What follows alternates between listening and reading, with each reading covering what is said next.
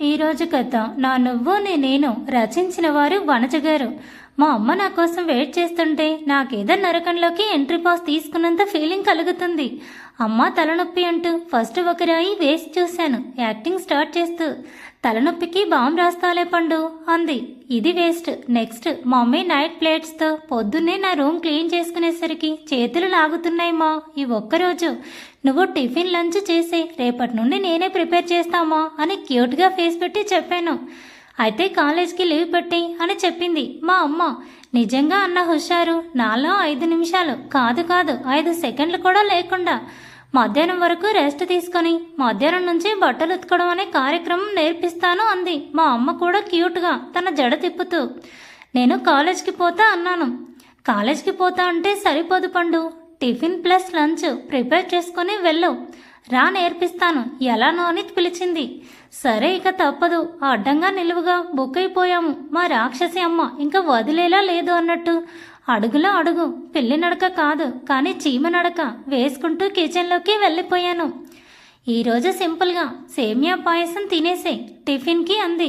తమరికి చాలా ఇష్టం కదా, ఎవరైనా కుకింగ్ స్టార్ట్ చేసినప్పుడు ఫస్ట్ స్వీట్తో మొదలు పెడతారు. నువ్వు కూడా టిఫిన్కి బదులు పాయసం చేసేసి లంచ్కి లెమన్ రైస్ తీసుకొని పో అంది. నాతో చేయించడానికి అంత ఎగ్జైట్మెంట్గా చెప్పడం దేనికో అనుకొని సరే చెప్పు అన్నాను.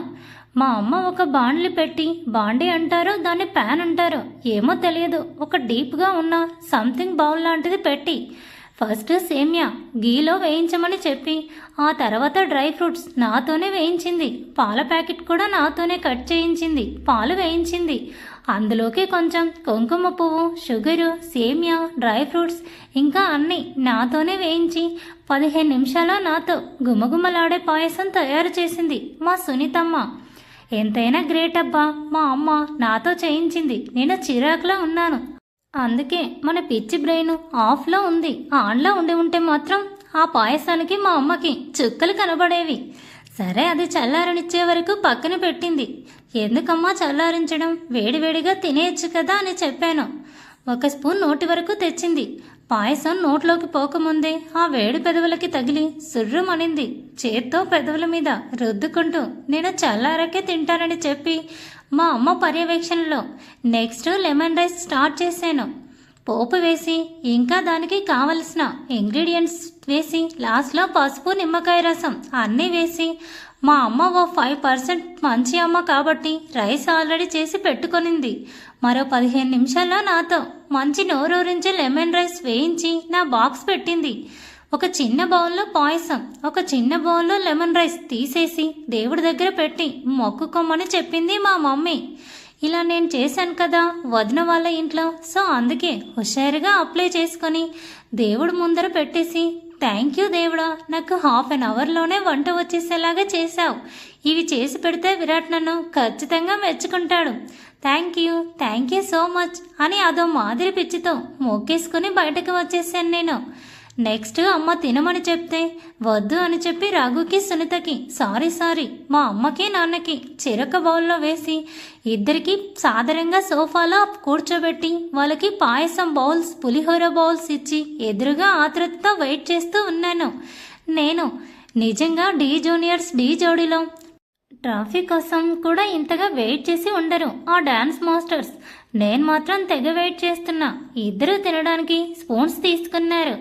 అంతలో నా ఫోన్ మోగింది. అది ఎవరిదో కాదు, మా విరాట్ బంగారం కాల్ చేస్తున్నాడు. నిన్న నన్ను అంత మభ్యపెట్టి నాతోనే ఓకే చేయిస్తాడా, నేను లిఫ్ట్ చేయను అని ఆ ఫోన్ని అలాగే వదిలేసి కళ్ళు మా అమ్మ నాన్నల వైపు తిప్పాను. కానీ ఆ ఫోన్ మాత్రం నిమిషానికి ఒకసారి కట్ అవుతూ ఉంది. లిఫ్ట్ చేస్తే నేను పండును ఎందుకు అవుతాను? ఇక 1 స్పూన్ పాయసం, 1 స్పూన్ తిన్న మా రఘు, సునీతల రియాక్షన్. మా రఘు ఏమో సైలెంట్గా తింటున్నాడు, కానీ మా అమ్మ మాత్రం నోట్లో పెట్టుకున్న స్పూన్ బయటకి తీయడం లేదు. మేబీ నా పులిహోర టేస్ట్తో పాటు స్పూన్ టేస్ట్ కూడా నచ్చినట్టు ఉంది అని అనుకుంటుంటే నా వైపు ఉరిమి చూస్తుంది మా అమ్మ. రఘు అయితే good job my dear girl అని చెప్పి కిచెన్లోకి వెళ్ళిపోయాడు. ఎప్పుడూ వెళ్ళనివాడు కూడా. మా అమ్మ స్పూన్ వదిలేసి నోరు కాసేపు ఊదుకొని ఏం చేశావు నిజం చెప్పు అని అడిగింది. నేనేం చేశానమ్మా, నువ్వు ఎలా చెప్తుంటే అలాగే కదా చేశాను అని చాలా క్యూట్గా అమాయకంగా చెప్తే, మరి పాయసంలో అంత స్వీట్ ఎక్కువ ఎలా అయింది, పులిహోరలో ఇంత కారం ఎలా వచ్చింది అని అడిగింది మా మమ్మీ. అంటే మరేమో నువ్వు ఒకసారి నాన్న పిలిచాడని బయటికి వెళ్ళావు కదా, అప్పుడు నేను పాయసం చేస్తున్నా కదా, షుగర్ తక్కువైతే పాయసం మరీ షుగర్లెస్ అవుతుందని జస్ట్ 2 కప్స్ షుగర్ ఎక్కువ యాడ్ చేశాను మమ్మీ అని చెప్పాను నేను. సరే, మరి పులిహోరలో ఇంత కారం ఎక్కువ ఎలా వచ్చింది అని అడిగింది మా మమ్మీ మళ్ళీ. పాయసంలో 2 స్పూన్స్ షుగర్ ఎక్కువ వేశాను కాబట్టి పులిహోరలో కూడా 2 స్పూన్స్ మిర్చి పౌడర్ ఎక్కువ వేశాను సింపుల్గా. ఎప్పుడు అన్నట్లు చూస్తున్న మా అమ్మకు, నువ్వు దేవుడి గది క్లీన్ చేయడానికి వెళ్ళావు కదా అప్పుడు అని చెప్పాను నేను. ఇక మా అమ్మ గరిటెలాంటి స్పూన్తో నా వెనుక పడడం ఆలస్యం లేదు, నేను నా రూమ్లోకి వెళ్ళిపోయి లాక్ చేసుకోవడం ఆలస్యం లేదు. పండు రావే బయటికి ఒకసారి అని మా అమ్మ అరుస్తూ ఉంటే నేను లోపల నుండి రాను అని సమాధానం ఇస్తున్నానన్నమాట. మరి నువ్వు చేసిందేంటే, నేను అన్నీ ఎలా వేయాలో చెప్తున్నా కదా అని మా అమ్మ అంటుంటే, మరి నువ్వే కదా చెప్పావు ఎవరైనా కొంచెం నేర్పిస్తే దానికి తోడు మన తెలివి కూడా కాస్త ఉపయోగించి చేయాలని చెప్పావు, నేను కూడా అదే చేశాను అని చాలా సింపుల్గా చెప్పేశాను నేను. అవన్నీ తర్వాత ఫస్ట్ నువ్వు బయటికి రా చెప్తా అని మా అమ్మ అంటూ ఉంటే, అమ్మా అలా మాట వినేలాగా ఉంటే నేను పండునెందుకు అవుతాను అని చెప్పి అనుకుంటూ ఫాస్ట్గా వెళ్ళి పాయసం పులిహోర చేసినందుకు మాడి మసి అంత కాకపోయినా చెమట చిందించిన నా మొహాన్ని శుభ్రంగా ఆలోవెరా జెల్తో కడిగేసి చున్నీ వేసుకొని కాలేజ్కి రెడీ అయిపోయి బయటకు వచ్చానన్నమాట. అంటే ఈ 10 నిమిషాల గ్యాప్లో మా డాడీ మమ్మీని కూల్ చేసేసాడన్నమాట. వెళ్తున్నానన్నా ఆపింది, కొట్టడానికేమో అని ఆగకుండా నేను వెళ్ళిపోతుంటే, తమరు చేసిన భీమపాకం అమ్మ ఎవరు తింటారు ఇంకా అని మా అమ్మ 2 బాక్సులు తెచ్చిస్తుంటే, రెండెవరికి మా అని అడిగాను.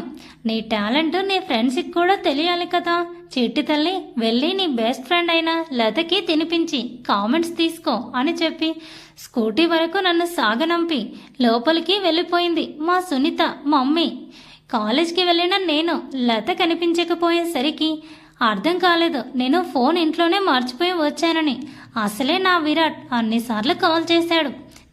దీనికంటే ఏ సబ్జెక్ట్ బుక్స్ మర్చిపోయినా బాగున్నుండు కదా, ఫోన్ మర్చిపోవాలా అనుకుంటూ లత కోసం వెతికితే అది మాత్రం ఓ చెట్టు కింద బెంచ్ మీద కూర్చొని ఫోన్ కాల్లో బిజీగా కనిపించింది. సైలెంట్గా దాని వెనక్కి వెళ్ళి నిలబడి ఉన్నాను, కానీ నాకేం వినపడట్లేదు వాళ్ళ మాటలు. అందరూ నాలాగా బర్రెగొంతేసుకొని అర్చరు కదా లవర్తో మాట్లాడేటప్పుడు. అవతల ఏమన్నారో తెలియదు, కానీ ఇది మాత్రం మెలకలు తిరిగిపోతూ నవ్వుతూ మాట్లాడుతూ ఉంది. ఫోన్ తెచ్చుకొనుంటే నేను కూడా సేమ్ ఇలాగే మెలకలు తిరుగుతూ విరాట్తో మాట్లాడుతూ ఉందును కదా అనుకుంటూ నా మతిమరుపుకి నా తల మీద నేనే 2 మొటిక్కాయలు వేసేసుకున్నాను నేను. కాసేపు తర్వాత కాల్ కట్ చేసి అటు ఇటు దిక్కులు చూస్తుంది లత. అప్పుడు గుర్తొచ్చానేమో, నేను ఇంకా బెల్ మోగడంతో ఇద్దరూ క్లాసుకి వెళ్ళిపోయాము. ల్యాబ్లో రికార్డులు మొదలు మధ్యాహ్నం వరకు కొత్త సబ్జెక్ట్తో ఉక్కిరి బిక్కిరి చేసేశారు స్టూడెంట్స్ని ఫ్యాకల్టీ మొత్తం. లంచ్లో ఒక బాక్స్ తీసి లత ముందు పెట్టాను. నేను తెచ్చుకున్నాను బాక్స్ అని అతి వినయంగా తిరస్కరించింది. అది ఎదవ డ్రామాలు ఆడినావంటే నీ బాక్స్ తీసి పారేస్తా, మూసుకొని తెచ్చిన బాక్స్ తిను అని దానికి స్వీట్ వార్నింగ్ ఇస్తే ఫస్ట్ పాయసం తినింది. ఎలా ఉంది అని అడిగాను నేను. స్వీట్గా ఉంది అని చెప్పింది. సరే నెక్స్ట్ పులిహోర టేస్ట్ చేయని బలవంతంగా నేనే 2 స్పూన్లైనా అన్నం ఒకేసారి తీసుకొని దాని నోట్లోకి కుక్కేశాను. అంతే, నా బాటిల్ దాని బాటిల్ ఖాళీ చేసింది లత. ఏంటి వసుదా ఈ టేస్ట్ ఎంత కారంగా ఉంది, ఆంటీ ఎప్పుడు ఇలా చేయరు కదా, కొంపదీసి నువ్వే చేసావా అని భయంగా నాకేసి చూస్తూ అడిగింది. Yes, it's me new chef introducing to the world అని చున్నీ ఎగిరేస్తూ చెప్పాను. కారంగా ఉన్నప్పుడే అనుకున్నా, ఎందుకమ్మా నీకు ఈ ప్రయోగాలు అని అది చెప్తుంటే నిన్న పొద్దున్నుండి జరిగింది దానితో చెప్పుకొని వాపోయాను. నేను ఒక క్వశ్చన్ అడిగాను, నీకు కూడా పెళ్లి ఫిక్స్ అయింది కదా, మరి మీ ఇంట్లో కూడా ఇలాగే ట్రీట్ చేస్తున్నారా అని. నేను అడిగిన క్వశ్చన్కి అది చెప్పిన ఆన్సర్ ఏంటో తెలుసా మీకు? నాకు 7th క్లాస్ నుంచి టీ కాఫీలు పెట్టడం, 9th క్లాస్ నుంచి అన్నం మ్యాగీ దోశలు వేయడం, ఇంటర్ నుంచి అన్ని కూరలు చేయడం, బీటెక్కి కంప్లీట్గా వంటలన్నీ వచ్చు అని చెప్పింది అది. అంటే ప్రపంచం మొత్తంలో అసలు పులిహోర పాయసం కూడా రాని స్టూపిడ్ నేను అని అనుకుంటున్న సమయంలో గాలివాన లేని ఉరుములా వచ్చి మా ముందున్న బాక్స్ తీసుకొని ఖాళీ చేసేశాడు. ఇంకెవడో ఆ వీర. కానీ ఒక్కటి నాకు ఆశ్చర్యం వేసింది. ఏంటంటే మేమందరం ఒక స్పూన్కి హాఫ్ బాటిల్ వాటర్ ఖాళీ చేస్తుంటే వాడు మాత్రం మొత్తం బాక్స్ ఊడ్ చేశాడు, కడగడానికి కూడా వీలు లేకుండా. కానీ అతని కళ్ళు మాత్రం రెడ్ కలర్ పెయింట్ వేసుకున్నాయి. కళ్ళలో నుండి నీళ్లు కారిపోతున్నాయి. వీడు నేను చేసిన పదార్థాన్ని తిన్నాడు అంటే నిజంగా ట్రూ లవ్వా అన్న డౌట్ నాలో కలిగింది. అలా అనుకుంటూనే వీర వంక చూశాను నేను. అప్పటికే అతను నోరు ఊదుకుంటూ ఉన్నాడు. పాపం నాకే చూడాలని లేదు. హ్యాండ్స్ హోల్డ్ చేసుకుని సోటిగా వీరానే చూస్తూ నా బాక్స్ ఎందుకు తిన్నావు అని నేను అడిగితే, నువ్వు చేసింది నేను కాకపోతే ఇంకెవరు తింటారు వసుదా అంటుంటే నా కోపం నశాలానికి అంటుకుందనుకోండి. ఏయ్ ఏం పిచ్చా నీకు అని నేను అంటున్నా కూడా, అవును ఆల్రెడీ చెప్పినట్టున్నా కదా నువ్వంటే నాకు పిచ్చి అని వీరా అంటుంటే లాగిపెట్టి గూబ గుయ్యమనేలా ఒక్కటి పీకాలి అనిపించింది. కానీ నాలో నేను కోపాన్ని అణుచుకుంటూ ఉన్నాను. ఇంకా ఇలా కాదు, లేట్ చేసే కొద్దీ వీడు ఎక్కువ చేస్తాడు, దీనికి త్వరగా చెక్ పెట్టాలి అని నా మైండ్ పాదరసంలా పనిచేస్తున్న వేళ చందన వచ్చి బౌల్లో ఉన్న పాయసం మొత్తం విరాట్కి తాగించేసింది. బహుశా తనకి మా మాటలు వినపడలేదు అనుకుంటా దూరం నుండి చూసి వీరాకు నోరు మండిందని అర్థం చేసుకొని ఫాస్ట్గా వచ్చింది. ఏమైంది వస్తా అంటూనే తన బావకి పాయసం తినిపించి నీళ్లు తాపిస్తూ అడిగింది చందన. నేను చెప్పబోయేలోపు మేము ఫుడ్ షేర్ చేసుకుంటూ ఉంటే మీ బావ ఒక స్పూన్ తిన్నాడు, కారంతో అరిచాడు అని చెప్పింది లత. ఓ అంటూ వీరాని కూర్చోబెట్టి అతని కన్నీళ్లు తన చున్నీతో తుడుస్తూ ఉంటే నాకు తనలో వీరా పట్ల ఉన్న ట్రూ లవ్ కనపడింది. కారం వీరా తింటే చందన కళ్ళల్లో నీళ్లు వస్తున్నాయి.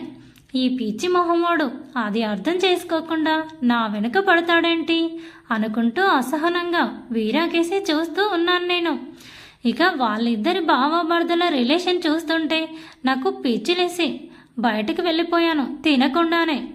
Thanks for watching. Please subscribe my channel for more videos.